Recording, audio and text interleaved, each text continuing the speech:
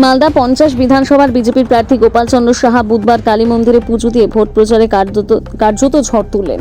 এদিন মালদা বিধানসভার বিজেপি প্রার্থী গোপাল চন্দ্র সাহা তিনি মালদা বিধানসভা অন্তর্গত হবিপুর ব্লকের ঋষিপুর অঞ্চলের বিভিন্ন গ্রামে ভোট প্রচার করেন। প্রচার শুরুর আগে ঋষিপুর বাগানপাড়ায় মোসনা কালী মন্দিরে পুজো দিয়ে এরপর তিনি বিজেপির হবিপুর 1 নম্বর মণ্ডলের সভাপতি পঞ্চানন বর্মন এবং সাধারণ সম্পাদক দিলীপ মণ্ডল সহ অন্যান্য বিজেপি নেতাকর্মীদের নিয়ে পায়ে হেঁটে ভোট প্রচার করেন।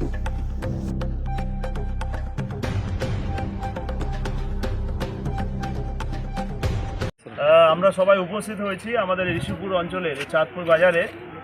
আমাদের চাঁদপুর বাজার, রামনগর, বাগানপাড়া ইত্যাদি গ্রামে আমরা সব ভোট ভিক্ষার জন্য আমাদের গণদেবতা যারা আছেন, যাদের মধ্যে যারা নির্বাচিত করেন জনপ্রতিনিধি আমাদেরকে, আর তাদের কাছে আমরা পৌঁছালাম আশীর্বাদের জন্য।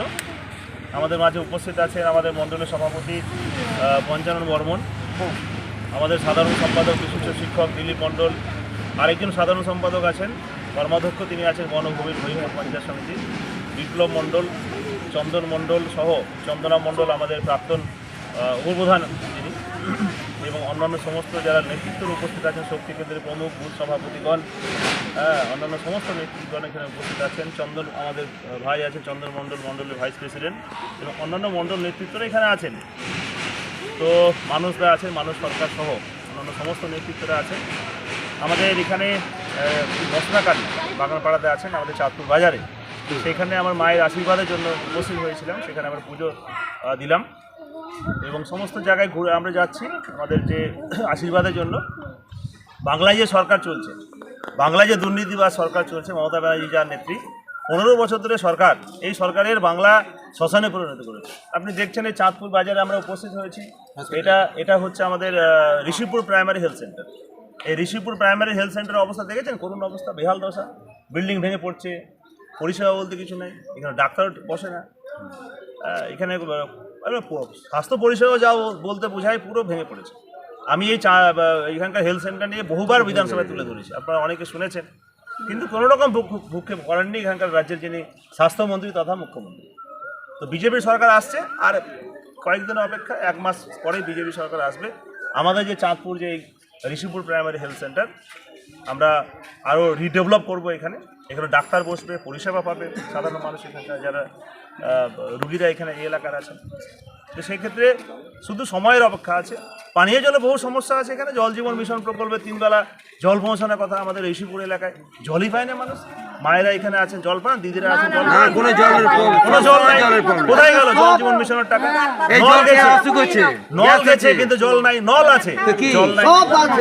নল আছে, জল নাই, টাকা কোথায় গেল? এখানেও দুর্নীতি, এখানেও চুরি হচ্ছে।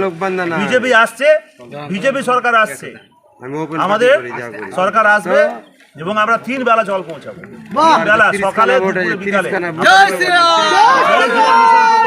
করছে, বলছে দুস্থ ব্যক্তি, কাঁচা বাড়ি, টিনের বেড়া দেওয়া আছে, কোনো রকম করে কষ্ট করে চলছে, বাড়ি করা তারা টাকা পায়নি। প্রধানমন্ত্রীর আবাস যোজনা পাওয়ার কথা, বিজেপি সরকার আসছে, আবাস যোজনা চালু হবে। রাস্তাঘাট সমস্ত বেহাল দশা আছে, বিজেপি আসলে প্রধানমন্ত্রী সড়ক যোজনার মাধ্যমে রাস্তা ফাঁকা হবে। এবং আমরা এই প্রতিশ্রুতিবদ্ধ, এলাকার প্রতিটা ক্ষেত্রে উন্নয়ন হবে, আমাদের মা বোনদের সুরক্ষা হবে, সুরক্ষিততা থাকবে।